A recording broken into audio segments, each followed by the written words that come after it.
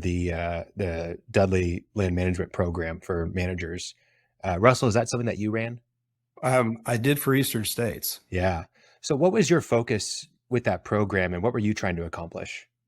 But this is something that Tom Havenstride and I put together because we continued to have situations, and we had a couple of them in Eastern States where, we'd take somebody that had advanced to the point of being a crew chief out in the field, that was doing a good job, and then you just throw them into becoming a prospect manager or project manager, sink or swim.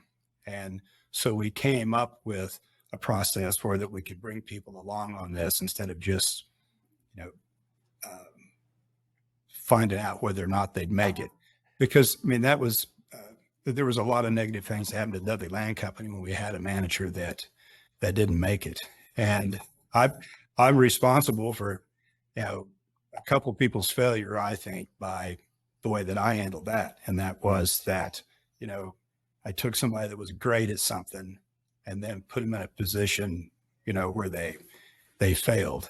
And so, and that wasn't the only office that had happened in. So anyway, Tom Havenstride and I came up with a program on that, and we had a period of time that people did different things, and I think it worked out.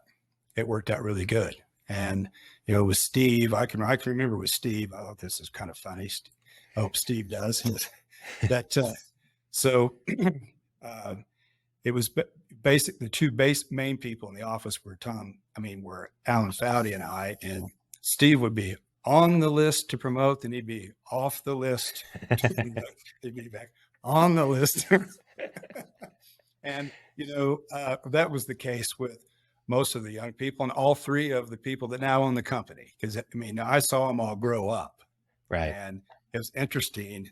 You're thinking, I don't know about this guy. And then next thing you know, they're married and have kids and they're responsible. And yeah.